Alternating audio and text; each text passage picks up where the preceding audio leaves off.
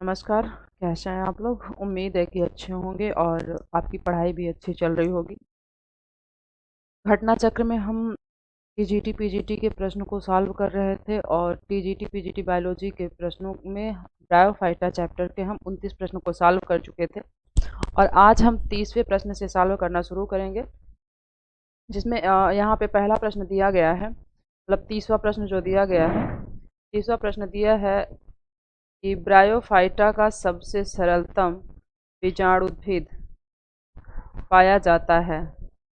रिक्शिया, Pellia, Funaria, Anthoceros. तो यहाँ पे करेक्ट ऑप्शन हो जाएगा रिक्शिया। ब्रायोफाइटा में सबसे सरलतम बीजाणुउद्भिद रिक्शिया में पाया जाता है। रिक्शिया के बीजाणुउद्भिद में सिर्फ संपुटिका पाई जाती है, मतलब कैप्सूल पाया जाता है, जबकि पाद, फूट तथा सीटा अनुपस्थित होता है। ठीक है, अगला प्रश्न देखते हैं। अगला प्रश्न इसमें क्या दिया गया है? अगला प्रश्न है, कार्ड मास सामान्य नाम है फ्यूनेरिया का, स्फेग्नम का, स्फेग्नेरिया का, एंथोसिरास का। तो यहाँ पे करेक्ट ऑप्शन हो जाएगा फ्यूनेरिया का। फ्यूनेरिया का, ठीक है। कार्ड मास फ्यूनेरिया का सामान्य नाम है। ये साधारण बहुकोश की स्वपोषी छाया में उगने वाले जल स्थलीय पौधे हैं। अगला प्रश्न देखते हैं। अगला प्रश्न इसमें दिया गया है कि अब पायरिनॉइड सहित क्लोरोप्लास्ट किसकी थैलस की कोशिकाओं में विशिष्टता है? कोशिकाओं की विशिष्टता है।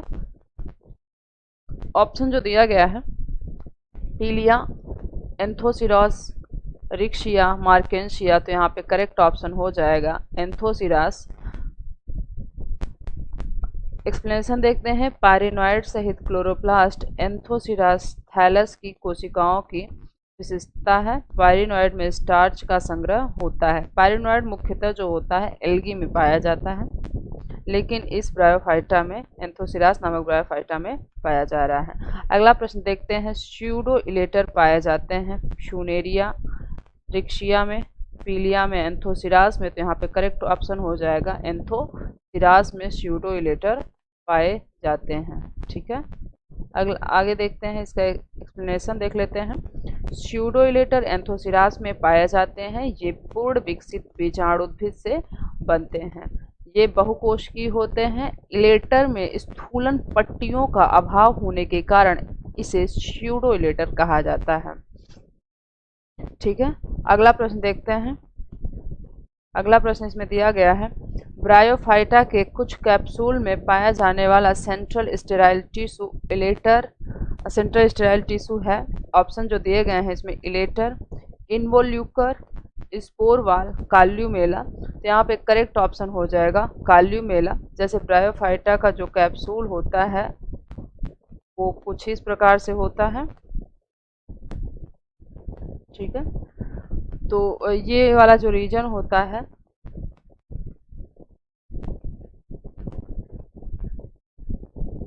ये वाला जो रीजन होता है, यहीं पर स्टेराइल टिश्यू पाए जाते हैं, जिसे हम काल्यूमेला के नाम से जानते हैं। इनका मुख्य कार्य यही होता है कि जो कैप्सूल होता है, कैप्सूल को खनिज, लवण तथा जल प्रोवाइड कराना। ठीक है, एक्सप्लेनेशन देख लेते हैं। ब्रायोफाइटा के कुछ कैप्सूल में पाया जाने वाला सेंट्रल स्टेराइल टिश्यू काल्यूमेला होता है। यह कैप्सूल के थीका भाग से संबंधित है। यह स्पोर को जल तथा खनिज उपलब्ध कराता है। अगला प्रश्न देखते हैं।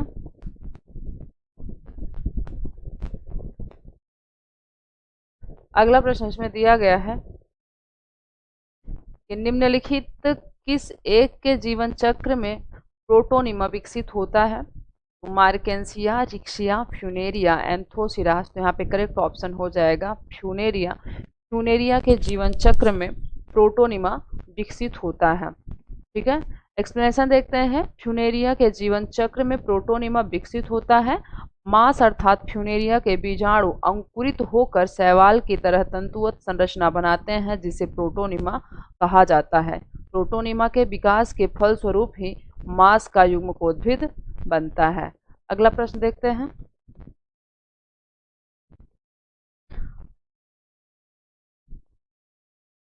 अगला प्रश्न देखते हैं, अगला प्रश्न क्या दिया गया है।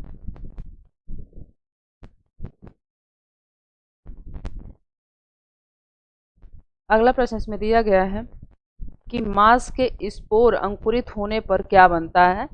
तो एन्युलस, थीका, पेरिस्टोम, प्रोटोनीमा।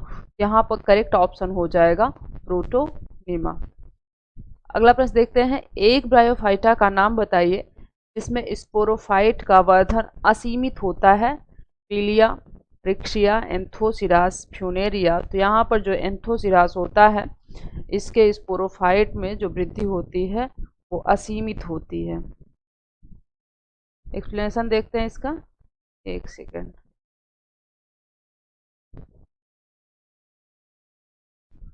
एक्सप्लेनेशन देख लेते हैं इसका। एक्सप्लेनेशन क्या दिया गया है, ठीक है। एंथोसिरास नामक ब्रायोफाइट में स्पोरोफाइट का वर्धन असीमित होता है। इसमें सीटा तथा मेरिस्टेमेटिक, सीटा भाग मेरिस्टेमेटिक होता है। ऊतक यह ऊतक असीमित वृद्धि करता रहता है, ठीक है। आगे बढ़ते हैं, अगला प्रश्न देखते हैं इसमें क्या दिया गया है। प्रश्न नंबर 38। प्रश्न नंबर 38 में कह रहा है कि फ्यूनेरिया और रिक्शिया में मादा प्रजनन अंग है एंथ्रीडिया, आर्चिगोनिया, एंथ्रीडियोफोर, आर्चिगोनियोफोर। तो यहाँ पे करेक्ट ऑप्शन हो जाएगा आर्चिगोनिया। फ्यूनेरिया और रिक्शिया में मादा प्रजनन अंग आर्चिगोनिया होता है। आर्चिगोनिया ब्रायोफाइटा, टेरिडोफाइटा तथा जिम्नोस्पर्म में पाए जाते हैं।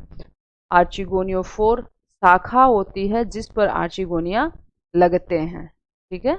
आगे बढ़ते हैं। अगला प्रश्न दिया गया है कि प्रोटोनीमा पाया जाता है इसके जीवन चक्र में। Spirogyra, Rhizopus, Funaria, Dryopteris. तो यहाँ पे करेक्ट ऑप्शन हो जाएगा फ्यूनेरिया। फ्यूनेरिया के जीवन चक्र में प्रोटोनीमा पाया जाता है।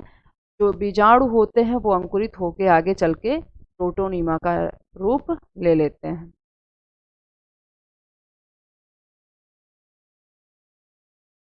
एग्जाम्पल एक्सप्लेनेशन देख लेते हैं। एक्सप्लेनेशन जो दिया गया, फ्यूनेरिया के जीवन चक्र में प्रोटोनीमा पाया जाता है।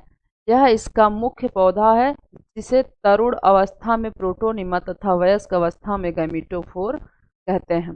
अगला प्रश्न देखते हैं, निम्न में से किसमें स्पोर का इन सीटू अंकुरण होता है। रिक्शिया, मार्केंसिया, पीलिया, स्फेग्नम। तो यहाँ पे करेक्ट ऑप्शन हो जाएगा पीलिया के स्पोर का इन सीटू अंकुरण होता है। इन सीटू अंकुरण पीलिया में पाया जाता है। इसमें स्पोर पौधे से लगा हुआ और अंदर अर्थात संपुटिका में ही अंकुरित हो जाता है। इसे काल पूर्व अंकुरण कहते हैं। अगला प्रश्न देखते हैं।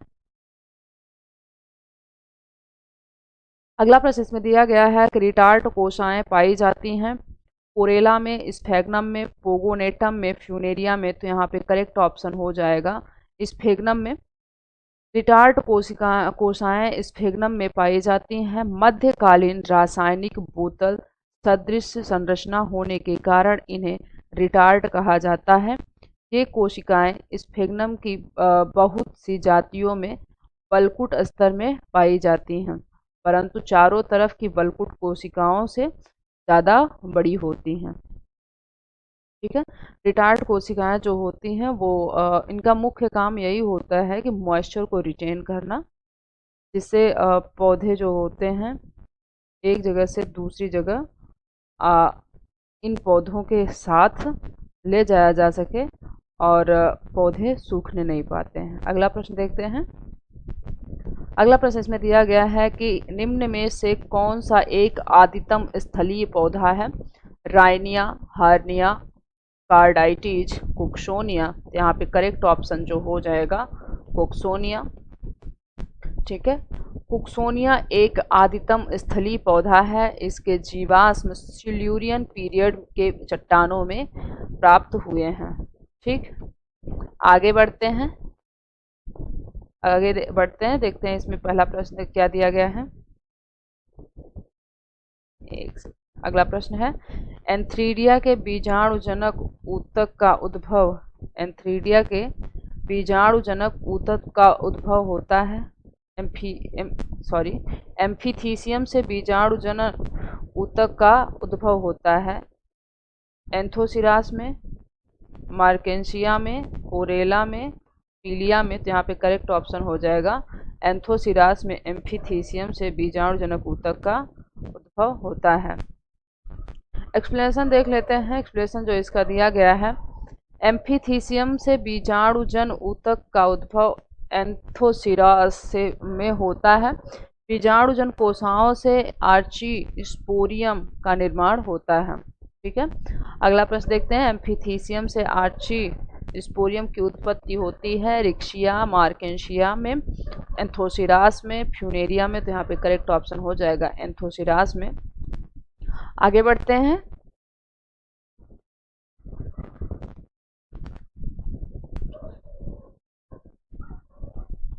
आगे देखते हैं इसमें क्या प्रश्न दिया गया है। अगला प्रश्न इसमें दिया गया है कि बीजाणुओं के निर्माण के बिना ही बीजाणुद्भिद से युग्मकोद्भिद उत्पत्ति कहलाता है। तो अपयुग्मन, संयुग्मन, समगमन, अपबीजाणुता। तो यहाँ पे करेक्ट ऑप्शन हो जाएगा अपबीजाणुता। बीजाणुओं के गठन के बिना ही बीजाणुद्भिद से युग्मकोद्भिद के विकास को अपबीजाणुता, एपोस्पोरी कहते हैं। ठीक है, आगे हम बढ़ते हैं। अगला प्रश्न देखते हैं इसमें क्या है।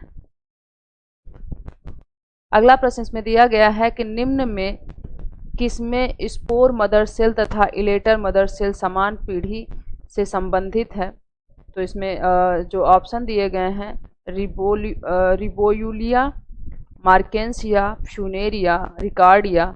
यहाँ पे करेक्ट ऑप्शन हो जाएगा मार्केंसिया। मार्केंसिया जो होता है, मार्केंसिया में स्पोर मदर सेल तथा इलेटर मदर सेल दोनों एक ही पीढ़ी में दिखाई देते हैं। ठीक है, इसका एक्सप्लेनेशन देखते हैं। एक्सप्लेनेशन क्या है इसमें, मार्केंसिया में स्पोर मदर सेल तथा इलेटर मदर सेल दोनों द्विगुणित होते हैं। ये दोनों संरचनाएं स्पोरोफिटिक पीढ़ी से संबंधित हैं। इसमें इलेटर बीजाणुओं के विसर्जन से में सहायता करता है। ठीक है, आगे चलते हैं। बीजाणुओं के विसर्जन हेतु इलेटर पाए जाते हैं रिक्शिया, मार्केंसिया, मास, फर्न। यहाँ पे करेक्ट ऑप्शन हो जाएगा मार्केंसिया में। आगे चलते हैं। वेंटर हिस्सा है स्पोरोफाइट का, स्पोरेंजियम का, एंथ्रीडियम का, आर्चिगोनियम का। यहाँ पे करेक्ट ऑप्शन हो जाएगा आर्चिगोनियम का।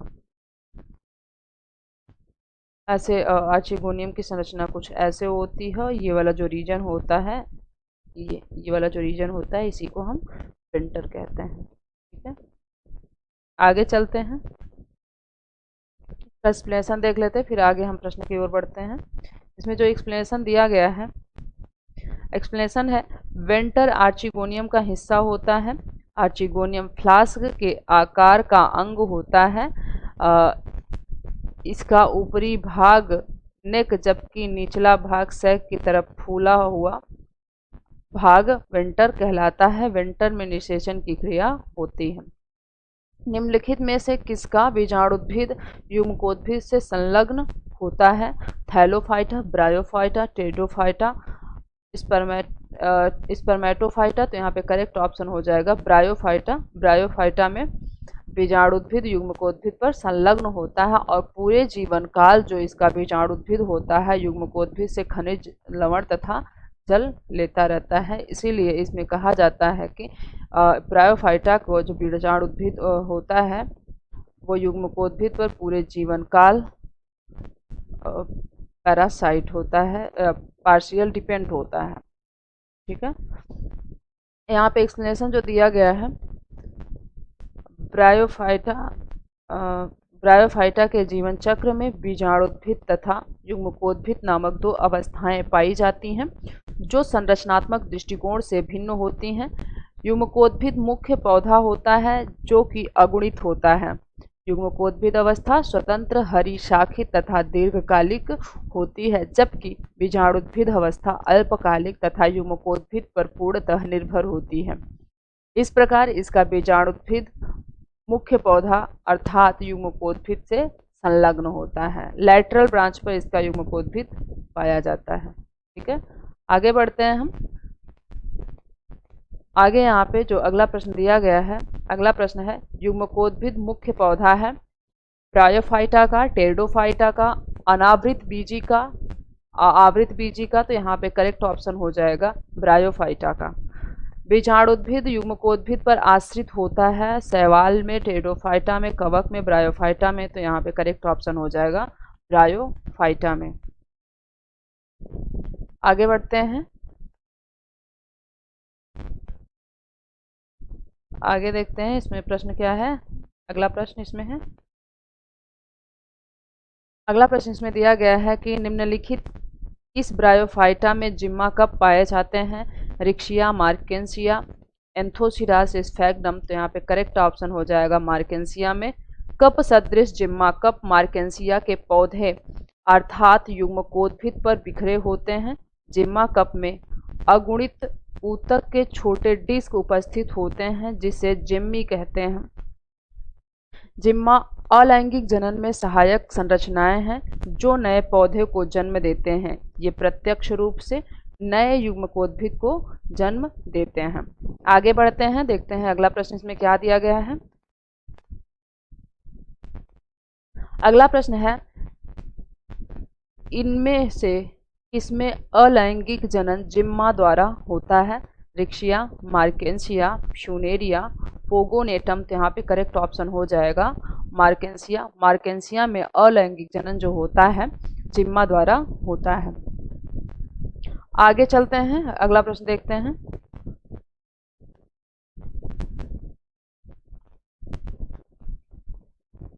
एक सेकंड, अगला प्रश्न जो इसमें दिया गया है, आधारी इलेक्ट्रोफोर उपस्थित होते हैं एंथोसिरास में, पीलिया में, रिक्शिया में, मार्केंसिया में। तो यहाँ पे करेक्ट ऑप्शन हो जाएगा पीलिया में। पीलिया में इलेक्ट्रोफोर आधारीय होते हैं। ठीक है, किसके बीजाणुद्भिद में प्रच्छंद, ढक्कन, पेरिस्टोमी, दंत और वलय की उपस्थिति मुख्य लक्षण है?